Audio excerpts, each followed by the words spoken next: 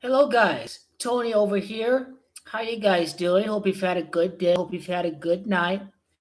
Um, as you guys know, I boycotted Copa America because with COVID being ravaged in Brazil, I thought the game should never be held over there. I boycotted Copa America because they did not care about the fact that this was a pandemic and that Brazil was ravaged with COVID. We see similar corruption at Qatar right now. Human rights abuses are happening daily. The people who worked the World Cup, who built the stadiums, who came from foreign countries like India, Nepal, and Bangladesh, and many others, are forced to very harsh and humane conditions. These people are not even being paid. These people are not allowed to leave the country. They're literally forced to work. It amounts to slave labor practically when your salary is immensely deferred. Are you even going to touch that salary? Your employer can threaten you with jail or whatnot if your family is starving, you don't have any money, and you want to leave. You're not allowed to leave. Thousands of workers have died in these inhumane conditions. It's awful. And this should not happen at all. When people being forced to work 12 hours, 7 days a week without any day off for months, without getting paid. Qatar is full of human rights abuses. Why are we surprised that this is all happening in a country that sponsors terrorism? Qatar is corrupt to the core. And with that being said, I will boycott every single match except for the matches that Argentina are playing in. So the only matches that I'm going to watch, the only matches that I'm going to tune into, the only matches that I'm going to be live for is Argentina's matches. I don't care.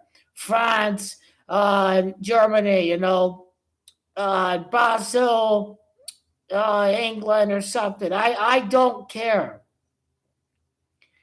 I will stand up for human rights, and I'm going to boycott every match except for every Argentina match. Every Argentina match I'll surely watch.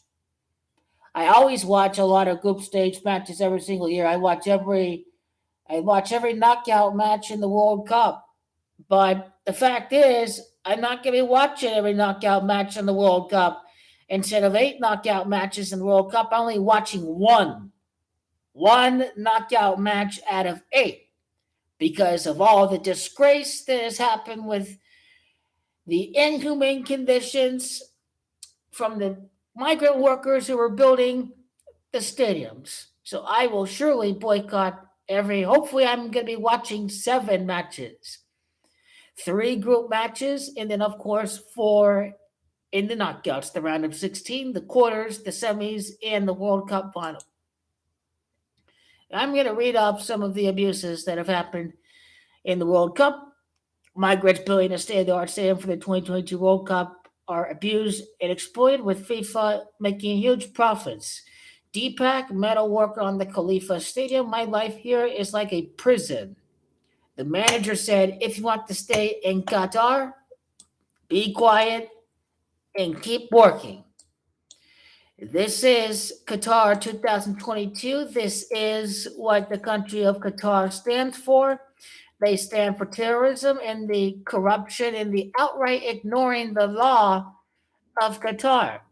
Migrants from Bangladesh, India, and Nepal work on the refurbishment of the Showcase Khalifa Stadium are subjected to forced labor. They can't change jobs. They can't leave the country. They have often wait months to get paid. Meanwhile, FIFA, its sponsors, and the construction companies are set to make massive financial gains. There are 8 ways that some workers building the Khalifa Stadium in the Aspire Zone are being exploited, according to amnesty.org. So read them off to you. Number 1, expensive recruitment fees. Many migrants seek work in Qatar to escape poverty and unemployment, but to get a job, they have to pay high fees. They paid high amounts ranging from $500 to $4,300. Many are in debt, which makes them scared to leave their jobs when they get to Qatar. And of course, these people are threatened with jail if they do want to leave. According to Saqib, gardener from Bangladesh, who took out a loan to pay $4,000 for a recruitment agent. God knows there are days when I cannot continue. Everything becomes too much. The only thing that keeps me alive is the thought of my children. Number two, appalling living conditions. Workers are often live in cramped, dirty, and unsafe accommodation. We saw men sleeping on bunk beds in rooms for 8 or more people, but Qatari law and the workers' welfare standards allow for a maximum of 4 beds per room and prohibit bed sharing in the use of bunk beds. Number three, lies about salary. Recruitment agents also make false promises about the salary workers will receive and the type of job on offer. One worker promised $300 a month in Nepal, but this turned out to be $190 once she started working in Qatar. When workers tell companies that they are promised higher salaries, they are ignored. As Mushafakur, a gardener in the Aspire zone, recalled, my manager just said, I don't care what they said in Bangladesh, we're giving you this salary and nothing more. If you keep talking like this, I'll tell them to cancel your visa and send you back.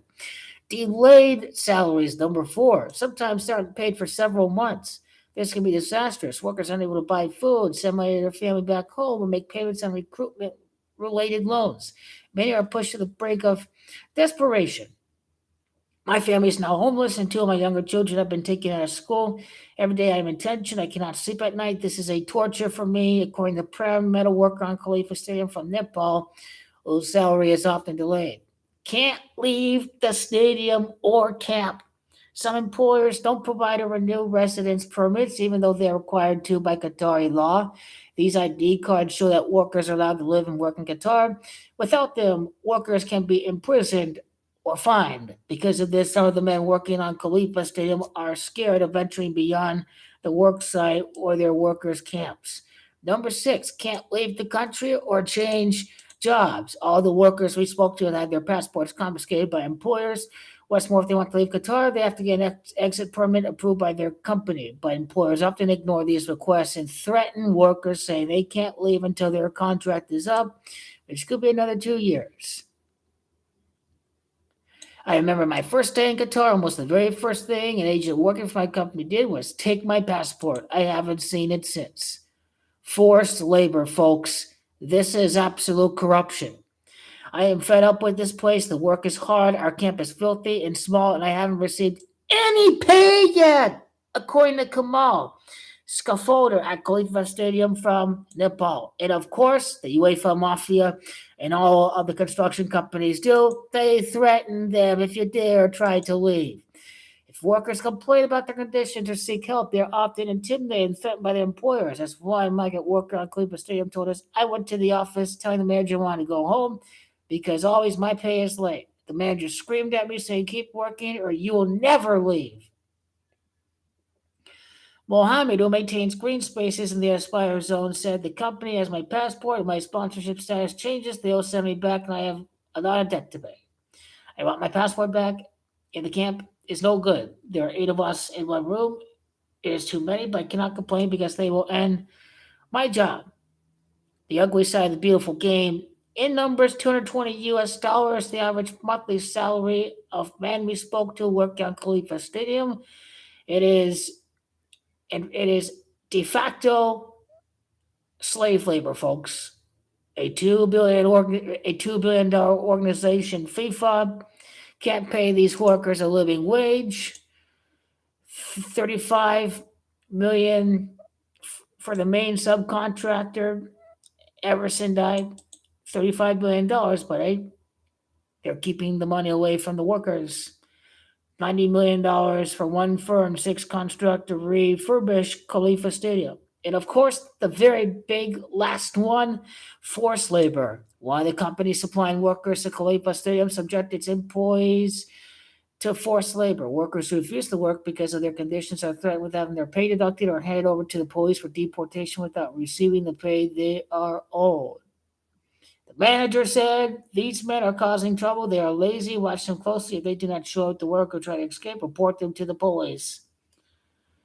Folks, this is corruption to the core. This is an absolute disgrace.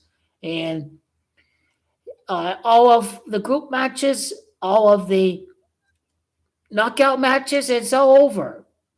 I'm going to watch every Argentina match, but I won't watch any of the other matches. I'm going to boycott the rest of them.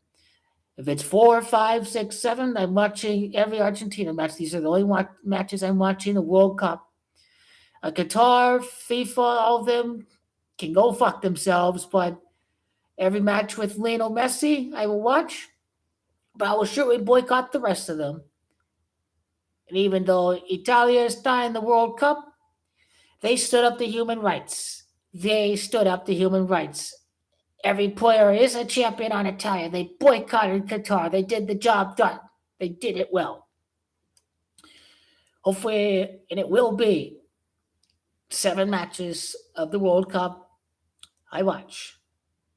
Qatar, migrant workers, human rights abuses, we stand with you all.